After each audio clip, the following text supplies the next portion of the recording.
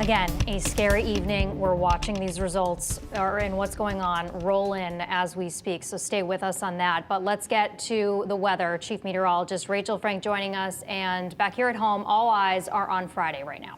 Yeah, big changes ahead today. We had record-breaking warmth, high temperatures up around 70 degrees, and it's poof, gone. Tomorrow, temperatures will be 30+ degrees colder. In fact, it is already right now 40 degrees colder than it was during the high temperature of the day today. So we are right back to winter where, we should be. It is February. 36 degrees right now in Danbury, low 30s in Hartford, and upper 30s the current temperature in Groton. Those gusty winds pumping in the cold. We are not going to see any rain or snow during the day tomorrow. So you've got all day tomorrow to do whatever you want to do. I just think the problems will happen later tomorrow night as we head towards midnight and into the day on Friday. And this is the storm that we are keeping an eye on that will continue to develop and blossom. Low temperatures tonight dropping back through the 20s, including 25 in Hartford, 27 for an overnight low temperature for the New Haven area. And instead of highs in the 60s to around 70, we're in the mid to upper 30s, so looking more appropriately February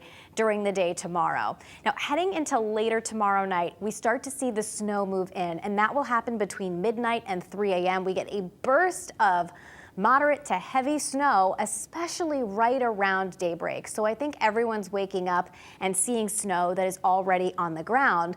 But shortly after that, we'll start to transition from snow over to sleet and freezing rain. That will happen first at the Connecticut shoreline. You'll see around 7 a.m. it moves into the New Haven area, into New London, and it will happen last towards the Massachusetts border, maybe closer to late morning or early afternoon. But I do think that we do end up getting that mixing to occur there.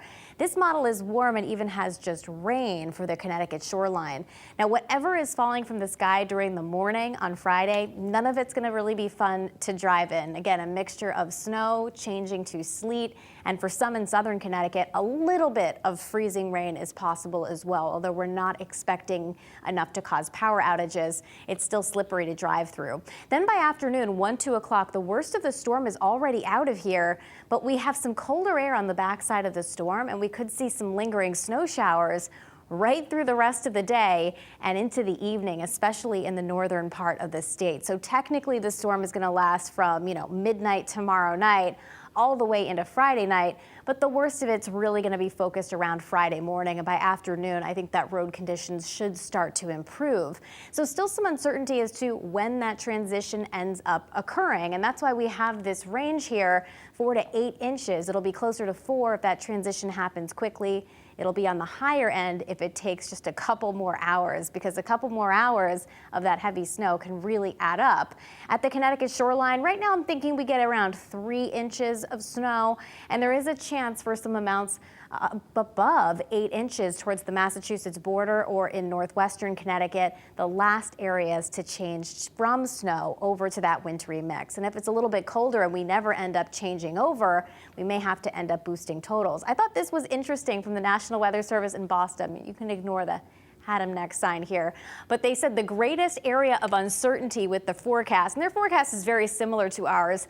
They basically circled everybody south of the Mass Pike, and that includes most of Connecticut and Rhode Island.